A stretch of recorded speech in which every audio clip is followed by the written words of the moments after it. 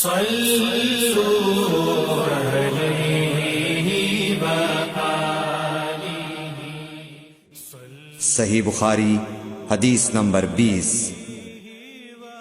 رسول اللہ صلی اللہ علیہ وسلم کسی کام کا حکم دیتے تو وہ ایسا ہی کام ہوتا جس کے کرنے کی لوگوں میں طاقت ہوتی۔ اس پر صحابہ کرام نے عرض کیا کہ یا رسول اللہ، ہم لوگ تو آپ جیسے نہیں ہیں، آپ تو معصوم ہیں اور آپ کی اللہ پاک نے اگلی پچھلی سب لغزشیں معاف فرما دی ہیں، اس لیے ہمیں اپنے سے کچھ زیادہ عبادت کرنے کا حکم فرمائیے۔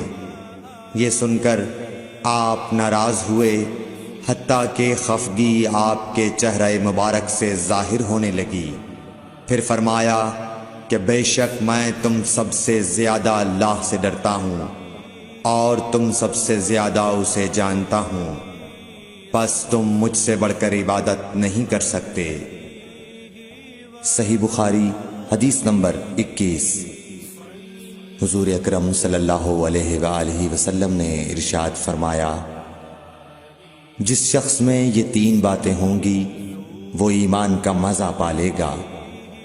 ایک یہ کہ وہ شخص جسے اللہ اور اس کا رسول ان کے ماں سوا سے زیادہ عزیز ہوں، اور دوسرے یہ کہ جو کسی بندے سے محض اللہ ہی کے لیے محبت کرے، اور تیسری بات یہ کہ جسے اللہ نے کفر سے نجات دی ہو پھر دوبارہ کفر اختیار کرنے کو وہ ایسا برا سمجھے جیسا آگ میں گر جانے کو برا جانتا ہے۔ صحیح بخاری حدیث نمبر 22۔ حضرت محمد مصطفیٰ صلی اللہ علیہ وآلہ وسلم نے فرمایا، جب جنتی جنت میں اور دوزخی دوزخ میں داخل ہو جائیں گے، اللہ پاک فرمائے گا جس کے دل میں رائی کے دانے کے برابر بھی ایمان ہو اس کو بھی دوزخ سے نکال لو۔ تب ایسے لوگ دوزخ سے نکال لیے جائیں گے اور وہ جل کر کوئلے کی طرح سیاہ ہو چکے ہوں گے، پھر زندگی کی نہر میں یا بارش کے پانی میں ڈالے جائیں گے۔ اس وقت وہ دانے کی طرح اگائیں گے جس طرح ندی کے کنارے دانے اگاتے ہیں۔ کیا تم نے نہیں دیکھا کہ دانہ زردی مائل پیچ در پیچ نکلتا ہے؟ صحیح بخاری حدیث نمبر 23۔ حضور اکرم صلی اللہ علیہ وآلہ وسلم نے فرمایا، میں ایک وقت سو رہا تھا، میں نے خواب میں دیکھا کہ لوگ میرے سامنے پیش کیے جا رہے ہیں اور وہ کرتے پہنے ہوئے ہیں، کسی کا کرتا سینے تک ہے اور کسی کا اس سے نیچا ہے۔ پھر میرے سامنے عمر بن خطاب لائے گئے، ان کے بدن پر جو کرتا تھا اسے وہ گھسیٹ رہے تھے، یعنی ان کا کرتا زمین تک نیچا تھا۔ صحابہ رضی اللہ تعالی عنہ نے پوچھا کہ یا رسول اللہ اس کی کیا تعبیر ہے؟ آپ نے فرمایا کہ اس سے دین مراد ہے۔ صحیح بخاری حدیث نمبر 24۔ ایک مرتبہ رسول کریم صلی اللہ علیہ وسلم ایک انصاری شخص کے پاس سے گزرے، اس حال میں کہ وہ اپنے ایک بھائی سے کہہ رہے تھے کہ تم اتنی شرم کیوں کرتے ہو؟ آپ نے اس انصاری سے فرمایا کہ اس کو اس کے حال پر رہنے دو، کیونکہ حیا بھی ایمان ہی کا ایک حصہ ہے۔ صحیح بخاری حدیث نمبر 25۔ رسول اللہ صلی اللہ علیہ وسلم نے فرمایا، مجھے اللہ کی طرف سے حکم دیا گیا ہے کہ لوگوں سے جنگ کروں اس وقت تک کہ وہ اس بات کا اقرار کر لیں کہ اللہ کے سوا کوئی معبود نہیں ہے، اور یہ کہ محمد صلی اللہ علیہ وسلم اللہ کے سچے رسول ہیں، اور نماز ادا کرنے لگیں اور زکوٰۃ دیں۔ جس وقت وہ یہ کرنے لگیں گے تو مجھ سے اپنے جان و مال کو محفوظ کر لیں گے، سوائے اسلام کے حق کے۔ رہا ان کے دل کا حال تو ان کا حساب اللہ کے ذمے ہے۔ صحیح بخاری حدیث نمبر 26۔ رسول اللہ صلی اللہ علیہ وسلم سے دریافت کیا گیا کہ کون سا عمل سب سے افضل ہے؟ فرمایا اللہ اور اس کے رسول پر ایمان لانا۔ کہا گیا اس کے بعد کون سا؟ آپ نے فرمایا کہ اللہ کی راہ میں جہاد کرنا۔ کہا گیا پھر کیا ہے؟ آپ نے فرمایا حج مبرور۔ صحیح بخاری حدیث نمبر 27۔ رسول اللہ صلی اللہ علیہ وسلم نے چند لوگوں کو کچھ عطیہ دیا اور سعد وہاں موجود تھے۔ وہ کہتے ہیں کہ رسول اللہ صلی اللہ علیہ وسلم نے ان میں سے ایک شخص کو کچھ نہ دیا، حالانکہ وہ ان میں مجھے سب سے زیادہ پسند تھا۔ میں نے کہا حضور آپ نے فلاں کو کچھ نہ دیا، میں اسے مومن گمان کرتا ہوں۔ آپ نے فرمایا مومن یا مسلمان؟ میں تھوڑی دیر چپ رہ کر پھر پہلی بات دہرانے لگا۔ حضور صلی اللہ علیہ وسلم نے بھی دوبارہ وہی جواب دیا۔ پھر آپ نے فرمایا کہ اے سعد، باوجود یہ کہ ایک شخص مجھے زیادہ عزیز ہے، پھر بھی میں اسے نظر انداز کر کے کسی اور دوسرے کو اس خوف کی وجہ سے یہ مال دیتا ہوں کہ وہ اپنی کمزوری کی وجہ سے اسلام سے پھر جائے اور اللہ اسے آگ میں اوندھا ڈال دے۔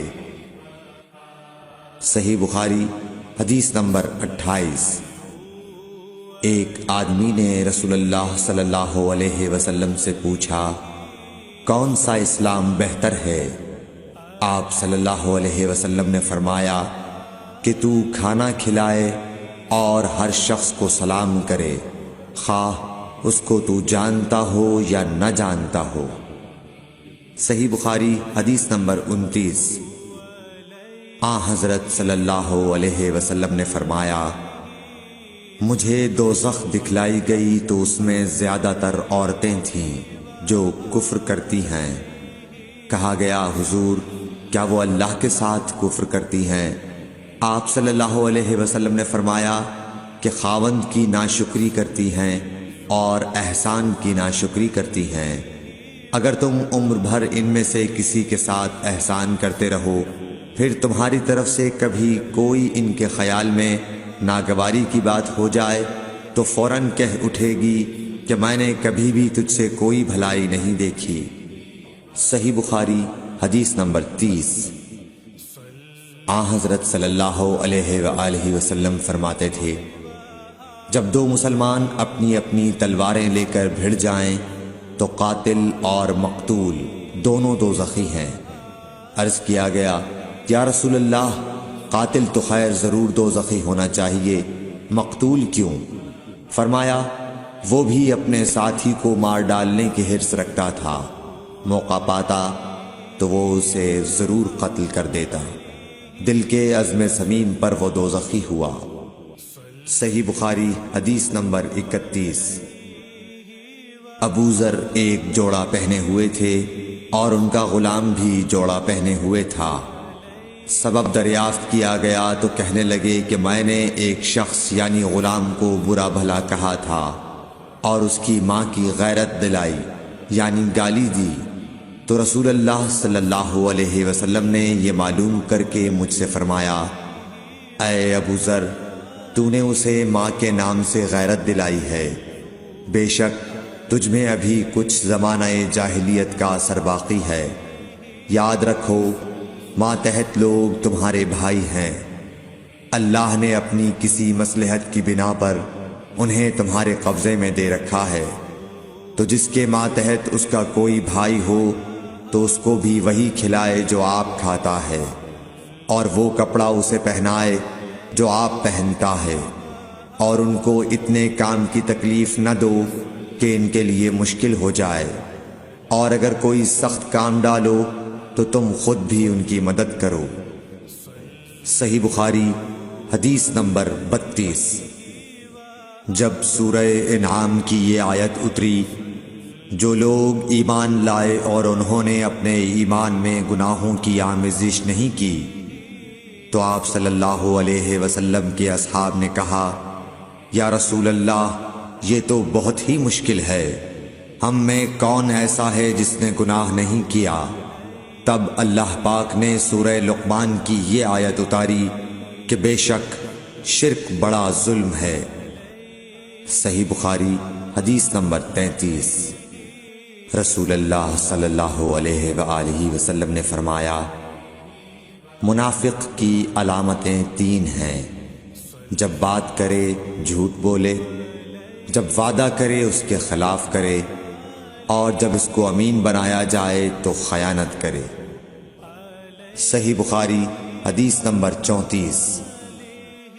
رسول اللہ صلی اللہ علیہ وسلم نے فرمایا کہ 4 عادتیں جس کسی میں ہوں تو وہ خالص منافق ہے، اور جس کسی میں ان 4 میں سے ایک عادت ہو تو وہ بھی نفاق ہی ہے جب تک اسے نہ چھوڑ دے۔ وہ یہ ہے: جب اسے امین بنایا جائے تو امانت میں خیانت کرے، اور بات کرتے وقت جھوٹ بولے، اور جب کسی سے عہد کرے تو اسے پورا نہ کرے، اور جب کسی سے لڑے تو گالیوں پر اتر آئے۔ صحیح بخاری حدیث نمبر 35۔ رسول اللہ صلی اللہ علیہ وسلم نے فرمایا، جو شخص شب قدر ایمان کے ساتھ محض ثواب آخرت کے لیے ذکر و عبادت میں گزارے، اس کے گزشتہ گناہ بخش دیے جاتے ہیں۔ صحیح بخاری حدیث نمبر 36۔ رسول اللہ صلی اللہ علیہ وسلم نے فرمایا، جو شخص اللہ کی راہ میں جہاد کے لیے نکلا، اللہ اس کا ضامن ہو گیا۔ اللہ تعالیٰ فرماتا ہے، اس کو میری ذات پر یقین اور میرے پیغمبروں کی تصدیق نے اس سرفروشی کے لیے گھر سے نکالا ہے۔ میں اس بات کا ضامن ہوں کہ یا تو اس کو واپس کر دوں ثواب اور مال غنیمت کے ساتھ، یا شہید ہونے کے بعد جنت میں داخل کر دوں۔ رسول اللہ صلی اللہ علیہ وسلم نے فرمایا، اور اگر میں اپنی امت پر اس کام کو دشوار نہ سمجھتا تو لشکر کا ساتھ نہ چھوڑتا، اور میری خواہش ہے کہ اللہ کی راہ میں مارا جاؤں، پھر زندہ کیا جاؤں، پھر مارا جاؤں، پھر زندہ کیا جاؤں، پھر مارا جاؤں۔ صحیح بخاری حدیث نمبر 37۔ حضرت صلی اللہ علیہ وسلم نے فرمایا، جو کوئی رمضان میں راتوں کو ایمان رکھ کر اور ثواب کے لیے عبادت کرے، اس کے اگلے گناہ بخش دیے جاتے ہیں۔ صحیح بخاری حدیث نمبر 38۔ حضرت صلی اللہ علیہ وسلم نے فرمایا، جس نے رمضان کے روزے ایمان اور خالص نیت کے ساتھ رکھے، اس کے پچھلے گناہ بخش دیے گئے۔ صحیح بخاری حدیث نمبر 39۔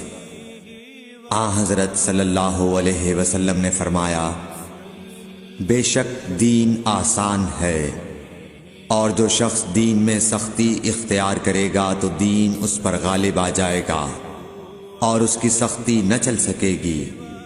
بس اس لیے اپنے عمل میں پختگی اختیار کرو، اور جہاں تک ممکن ہو میانہ روی برتو، اور خوش ہو جاؤ کہ اس طرز عمل سے تم کو دارین کے فوائد حاصل ہوں گے، اور صبح اور دوپہر اور شام اور کسی قدر رات میں عبادت سے مدد حاصل کرو۔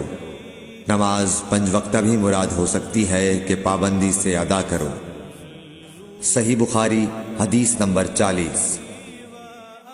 رسول اللہ صلی اللہ علیہ وسلم جب مدینہ تشریف لائے تو پہلے اپنی نانہال اترے جو انصار تھے، اور وہاں آپ نے 16 یا 17 ماہ بیت المقدس کی طرف منہ کر کے نماز پڑھی، اور آپ کی خواہش تھی کہ آپ کا قبلہ بیت اللہ کی طرف ہو۔ جب بیت اللہ کی طرف نماز پڑھنے کا حکم ہو گیا تو سب سے پہلی نماز جو آپ نے بیت اللہ کی طرف پڑھی عصر کی نماز تھی۔ وہاں آپ صلی اللہ علیہ وسلم کے ساتھ لوگوں نے بھی نماز پڑھی۔ پھر آپ کے ساتھ نماز پڑھنے والوں سے ایک آدمی نکلا اور اس کا مسجد بنی حارثہ کی طرف گزر ہوا تو وہ لوگ رکوع میں تھے۔ وہ بولا کہ میں اللہ کی گواہی دیتا ہوں کہ میں نے رسول اللہ صلی اللہ علیہ وسلم کے ساتھ مکے کی طرف منہ کر کے نماز پڑھی ہے۔ یہ سن کر وہ لوگ اسی حال میں بیت اللہ کی طرف گھوم گئے، اور جب رسول اللہ صلی اللہ علیہ وسلم بیت المقدس کی طرف منہ کر کے نماز پڑھا کرتے تھے، یہودی اور عیسائی خوش ہوتے تھے، مگر جب آپ نے بیت اللہ کی طرف منہ پھیر لیا تو انہیں یہ امر ناگوار ہوا۔ زہیر ایک راوی کہتے ہیں کہ ہم سے ابو اسحاق نے برا سے یہ حدیث بھی نقل کی ہے کہ قبلہ کی تبدیلی سے پہلے کچھ مسلمان انتقال کر چکے تھے، تو ہمیں یہ معلوم نہ ہو سکا کہ ان کی نمازوں کے بارے میں کیا کہیں۔ تب اللہ نے یہ آیت نازل کی، وَمَا كَانَ اللَّهُ لِيُضِيعَ إِيمَانَكُمْ، سورہ بقرہ آیت نمبر 143۔ صلوا عليه وآله۔ Thanks for watching. Don't forget to like, comment, share and subscribe to